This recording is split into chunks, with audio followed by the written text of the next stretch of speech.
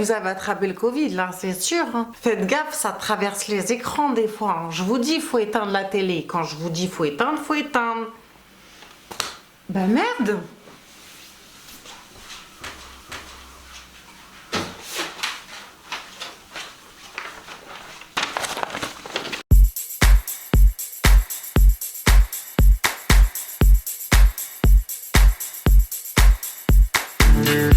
Hola YouTube, bienvenue sur la chaîne Grain de Beauté. Aujourd'hui je vous retrouve pour une deuxième partie concernant les questions cons et vides. Si vous souhaitez aller fouiner un petit peu au niveau de l'actualité, de ce qui se passe, de ce qui nous attend pour nous et tout, eh bien c'est dans cette playlist que ça se passe.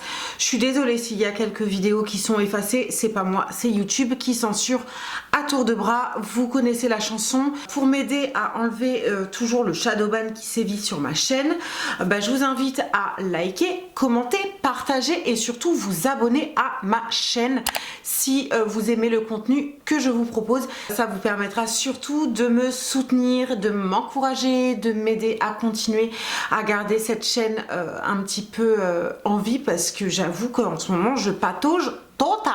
Aujourd'hui, je vous propose la deuxième partie des 30 questions cons et vides. Il y en a quelques-unes qui viennent de vous et il y en a quelques-unes qui viennent de moi. D'ailleurs, vous n'avez pas été extrêmement nombreux à vous poser des questions. Honnêtement, je pensais que j'aurais beaucoup plus de questions que ça. Bref, c'est pas bien méchant, hein, je ne vous en veux pas, vous inquiétez pas. L'idée, c'est quand même de nous amener à réfléchir, à se questionner et à trouver une réponse par soi-même. Hein. Petite parenthèse, je tiens absolument à vous annoncer qu'il y a un nouveau site qui est mis en place par Terry, un être humain. Le nouveau site et la nouvelle chaîne s'appelle La Chaîne Humaine et c'est un site de réinformation où vous trouverez des articles, des témoignages, des interviews, des statistiques, des chiffres, etc. Bref, le site est extrêmement bien fait, clair, simple, accessible à tous. Je vous mets évidemment le lien dans la barre d'infos. Franchement, jetez-y un coup d'œil, c'est une pépite. Il y a des articles qu'on ne trouve absolument pas ailleurs. Donc voilà, si l'actualité vous intéresse un minimum, vous allez adorer La Chaîne Humaine. C'est dans la barre d'infos. Donc c'est parti, on commence par la première question. Pourquoi personne n'explique comment renforcer son immunité naturelle ? Bah c'est vrai ça, on parle d'immunité, immunité collective, immunité de masse, immunité globale, immunité vaccin, immunité blablabla, mais à aucun moment on vous rappelle que de base on est fait de chair et d'os et que nous en tant qu'être humain nous avons une immunité naturelle qui d'ailleurs se renforce avec une bonne hygiène de vie, une bonne alimentation, et à aucun moment ce point-là n'est ressorti à travers la propagande médiatique. Pourquoi ? Est-ce que l'immunité innée, naturelle, ne serait pas l'ennemi de Big Pharma ? Pourquoi après 2 doses, j'ai toujours peur du virus ? Est-ce que après la 3e dose, ça changera ? On nous a dit une dose si l'immunité était présente dans le sang. Dans ces cas-là, autant faire une prise de sang avant de se faire injecter. Ensuite, on nous a dit 2 doses parce que fallait renforcer, parce que c'était mieux, etc. Et finalement, on s'aperçoit 6 à 8 mois plus tard que bien au contraire, ça a flingué notre immunité naturelle. Aujourd'hui, on nous parle d'une 3e dose. Est-ce que en tant que multi-injecté, je serai tranquille et sereine face au monde? En même temps, si t'es décédé, oui, tu deviens serein. Ben oui, t'es en paix. 3e question de Prouser X, qui est présent d'ailleurs sur Odyssée. Je te fais un petit coucou.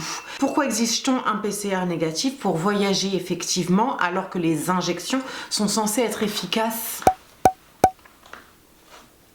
Malgré que ça fait 8 mois qu'on le dit, on sait que la sert strictement à rien. Vous pouvez attraper le Covid ou vous pouvez le transmettre. Oui, mais le Covid évite de faire de formes graves. Faux. Ah oui, non, excusez-moi. Ça vous évite de mourir d'une forme grave. On meurt de façon plus légère. Ça va, ça vaut le coup. Donc, pourquoi des PCR au départ des aéroports en France, mais pas pour le retour? J'ai pu faire ce témoignage, notamment pour l'outre-mer. Soi-disant cet été, hein, c'était une catastrophe au point même d'envoyer les soignants qu'on n'avait plus en France là-bas. Sauf que quand ils revenaient, on demandait aucune justification quant à la charge virale. Pourquoi? Pas de réponse. Pourquoi demander des tests PCR négatifs pour aller au resto si les injectés contaminent encore? Finalement, la personne qui est PCR négatif va aller au resto, mais ça se trouve, elle va se choper le Covid. Puis elle va rentrer chez elle de façon positive et contaminer tout le monde. J'ai quand même le sentiment que c'est hyper contre-productif finalement, non? Pourquoi contamination en centre commercial, resto, boîte de nuit, mais pas en hémicycle, assemblée nationale, resto routier ou resto d'entreprise?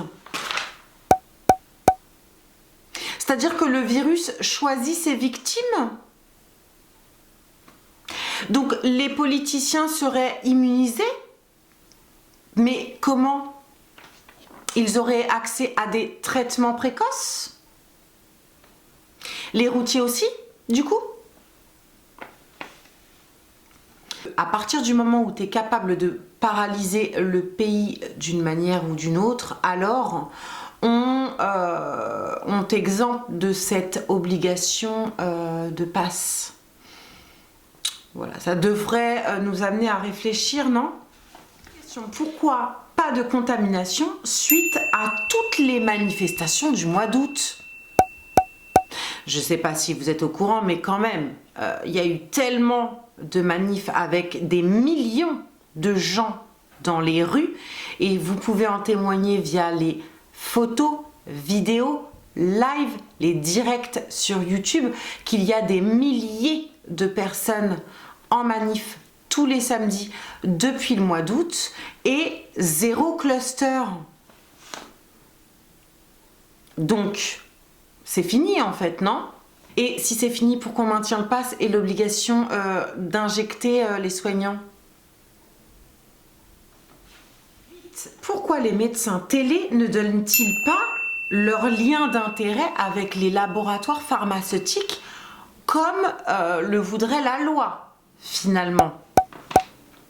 La loi veut que chaque médecin ayant un intérêt à vendre tel produit pharmaceutique le déclare ouvertement. Bizarrement, à la télé, personne ne le fait.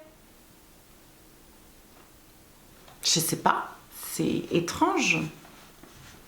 Quelle est la transaction la plus lucrative dans la carrière de notre banquier national? Quelle est la transaction qui l'a propulsé sur le devant politique? Ça commence par un P, ça finit par un R. Est-ce que c'est pas ça, un conflit d'intérêts? Même la caméra m'a dit, écoute meuf, là tu vas un peu trop loin, calme-toi. On continue. Pourquoi faire peser le coût de la crise aux non injectés alors que ce sont les autres qui font des PCR à tout va et des injections à toutes les sauces? Qui coûte le plus cher finalement? Les personnes qui prennent des précautions, qui prennent des distances et qui disent attendez, on va pas s'enflammer et on va faire confiance à notre corps, ou ceux qui font marcher cette espèce de système de propagande finalement? Pourquoi des injections pour les enfants alors que l'injection lui fait courir de plus forts risques cardiaques? Il y a plus de risques à l'injection pour les enfants que au virus sauvage.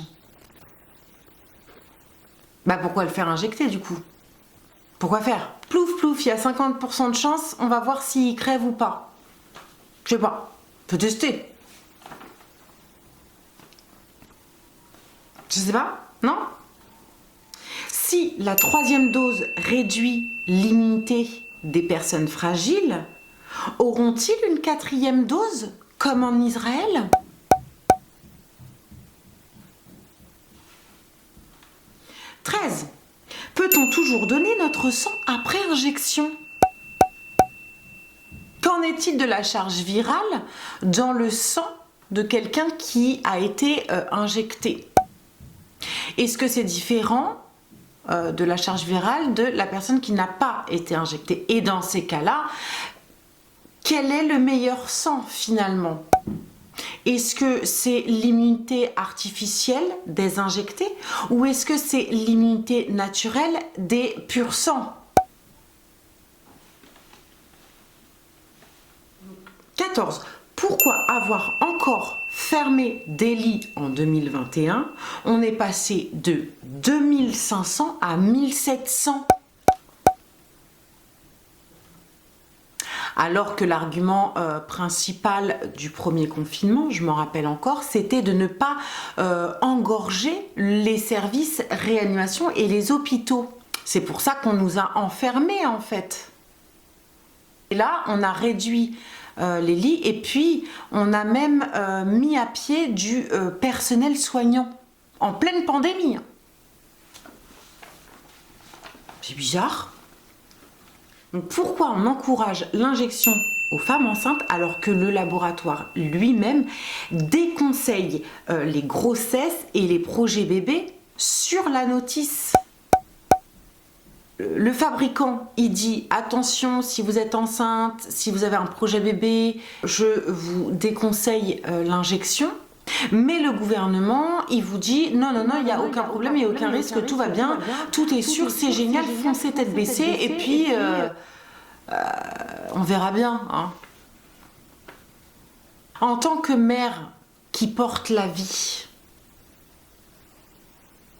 est-ce que vous iriez vous injecter un truc dont on ne sait pas trop les effets que ça va avoir sur votre propre corps, mais alors on sait encore moins les effets que ça va avoir sur un bébé, un nouveau-né?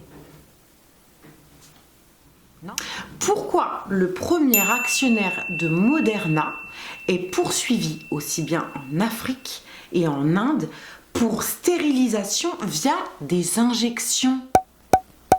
Niveau confiance, moyen. Hein. 17. Pourquoi le numéro 1 des castrations chimiques sur les animaux se trouve être le même qui veut sauver des vies avec des injections? Ça commence par P, ça finit par R. Encore une fois. Castration chimique, stérilisation, protéines spike, dépopulation. Non? Pourquoi n'a-t-on pas accès aux injections françaises alors que les Britanniques y ont droit? Pourquoi ne peut-on pas choisir finalement l'injection qui va nous être mise dans le corps de façon irréversible? C'est-à-dire qu'il y a des injections qui sont créées directement en France, fabrication française, mais on n'y a absolument pas accès. Pourquoi? Ce serait intéressant d'avoir cette réponse.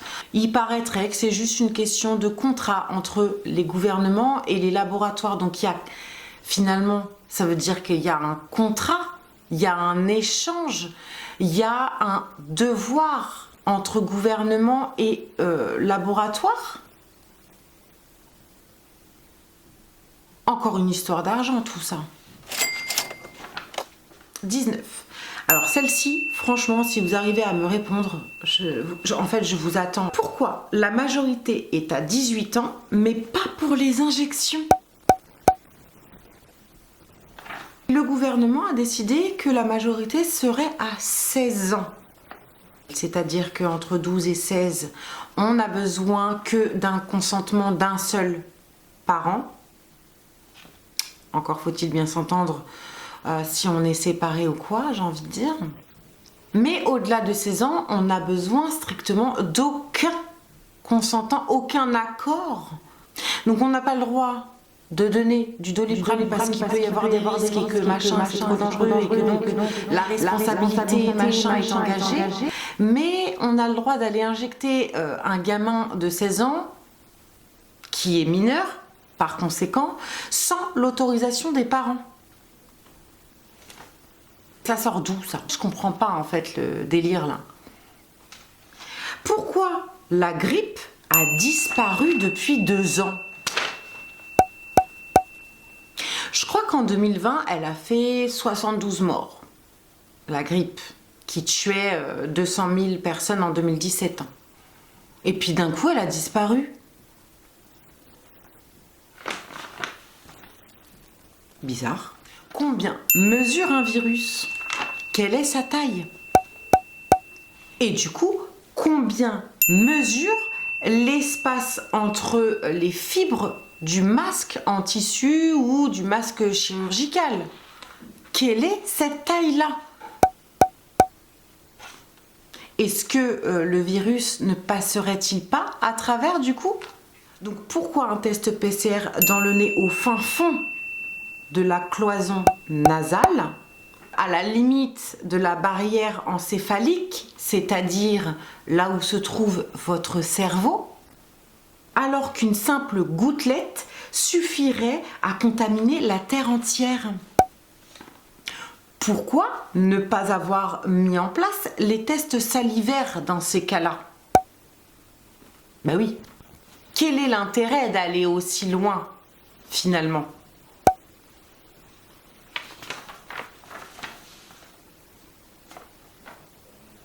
Faire des tests à répétition, ce n'est pas dangereux? Est-ce que ça ne peut pas provoquer des problèmes nasopharyngés, des sinusites, des rhumes, des saignements au niveau du nez? Est-ce que ça ne peut pas abîmer quelque chose à un moment donné? 25, 24, 25, je ne sais plus qu'est-ce que j'ai fait. Pourquoi les personnes qui donnent leur sang ne sont pas testées avant? La logique voudrait que on vérifie si oui ou non elle a été atteinte du Covid ou si elle a été ou pas. Enfin, non? Si vous avez un accident, que vous êtes à l'hôpital, que vous avez besoin d'une transfusion sanguine et que vous recevez du sang d'un contaminé ou même d'un injecté, finalement, qu'est-ce que ça fait? Quels sont les risques? Pourquoi exempter les forces de l'ordre des injections? Est-ce que le fait que les forces de l'ordre s'opposent aux injections poserait pas un problème au grand patron? Peut-être qu'il a besoin d'un service de garde du corps. Bon, du coup, ma question c'est, en tant que force de l'ordre, vous, hein, les policiers, tout ça là, vous ne vous êtes absolument pas posé la question de pourquoi pas nous? Est-ce que du coup, vous n'avez pas peur d'avoir un risque de contamination, non seulement pour vous, mais également pour votre famille? Les forces de l'ordre, du coup, est-ce qu'ils sont immunisés naturellement? Est-ce que le virus choisit de ne pas les contaminer, eux spécifiquement? Et puis les députés aussi d'ailleurs? N'y a-t-il pas de danger de contamination, de maladie et de mort finalement pour les forces de l'ordre?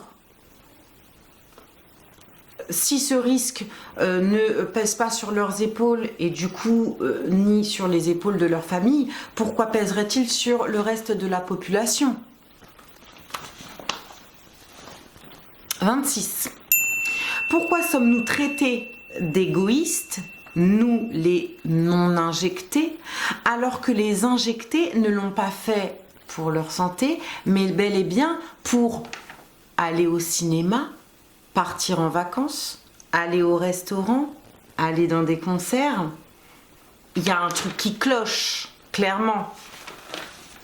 pourquoi le Forum économique mondial a simulé une pandémie de coronavirus 2 mois avant l'arrivée du Covid.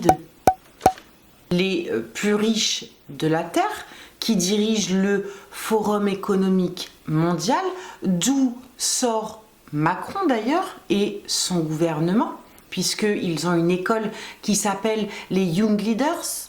Donc eux, là-bas, ils ont simulé une pandémie. Ils ont fait toute la simulation avec la médiatisation, les couvre-feux, les confinements, etc. 2 mois avant le Covid. Je vous jure que c'est vrai. Coïncidence, carrément. Incroyable. Ceux qui ont simulé un Covid 2 mois avant que ça arrive viennent tout juste de simuler une cyberattaque récemment.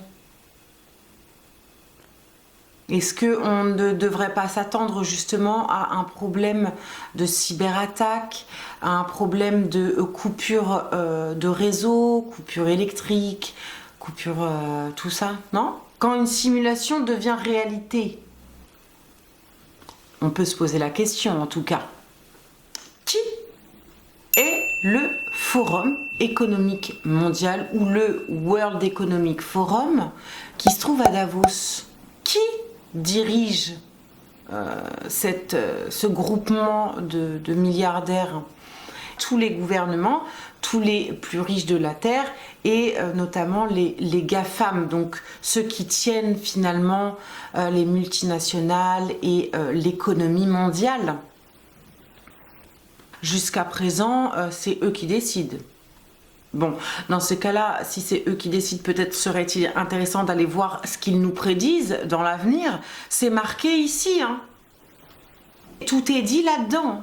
Donc d'ailleurs, à ce propos, je vous partage une interview de Valérie Bugeaud que j'ai vue assez récemment et qui est criante de vérité.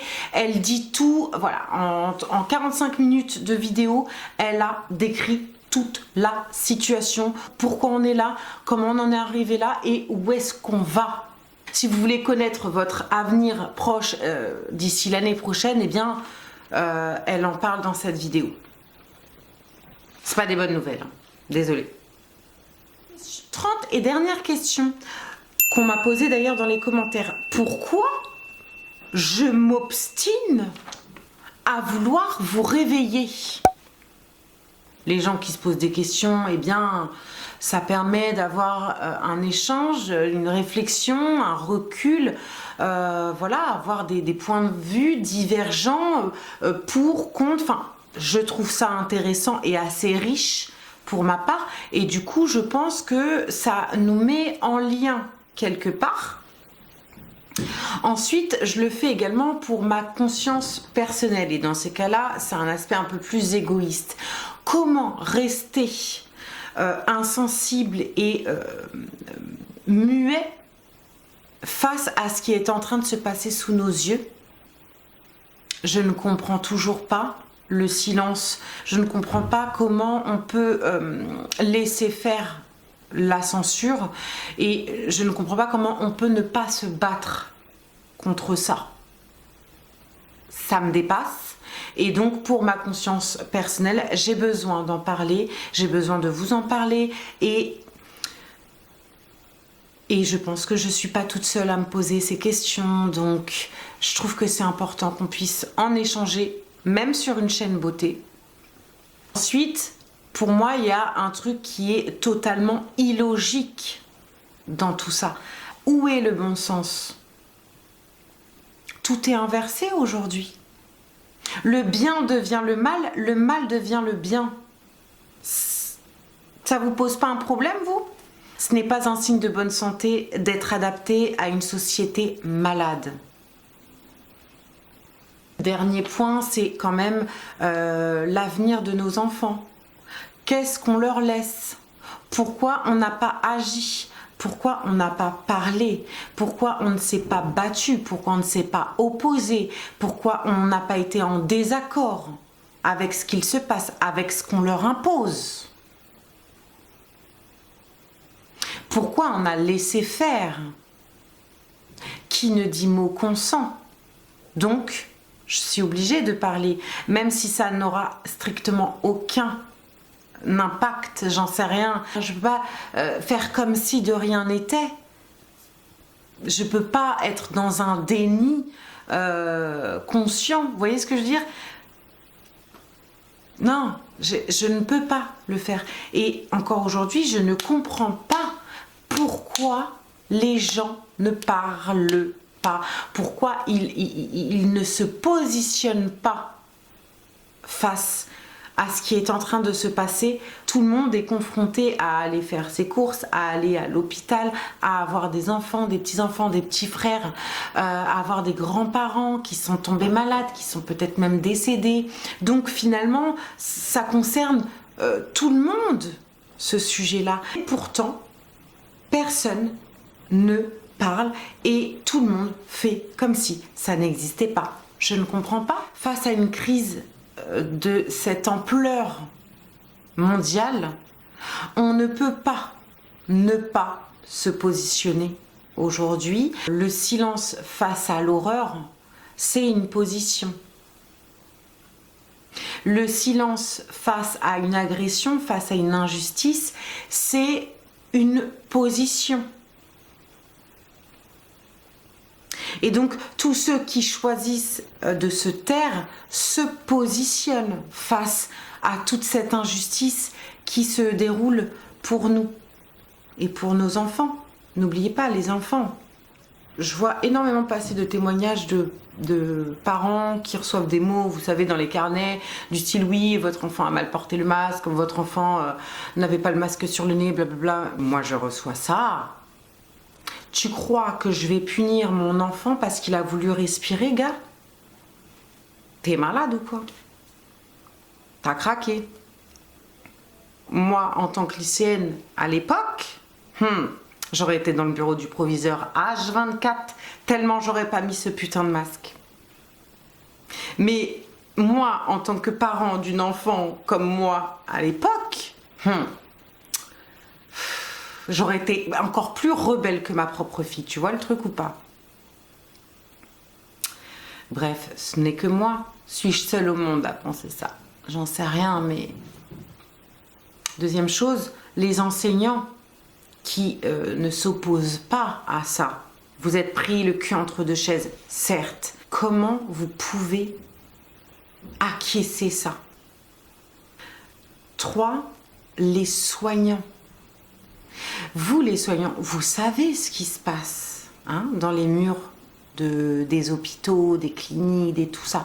Vous savez parfaitement ce qui se passe, vous savez ce que vous faites et vous savez ce que vous ne faites pas et qu'est-ce que ça va engendrer.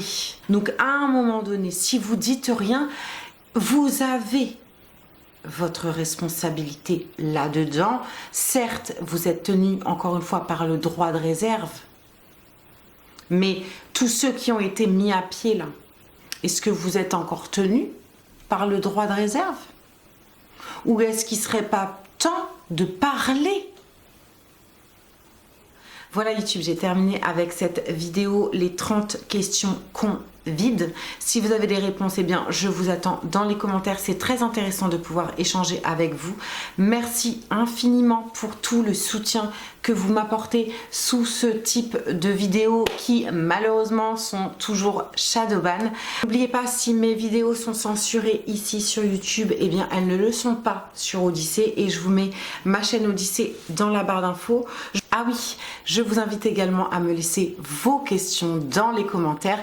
Si j'en ai assez et si j'ai d'autres questions à moi, eh bien, il y aura une partie 3, puis 4, puis 5, puis 6. Finalement, c'est comme les injections, ça ne s'arrête plus. En attendant une prochaine vidéo, je vous embrasse et pensez à prendre soin de vous et de votre immunité naturelle. Bisous!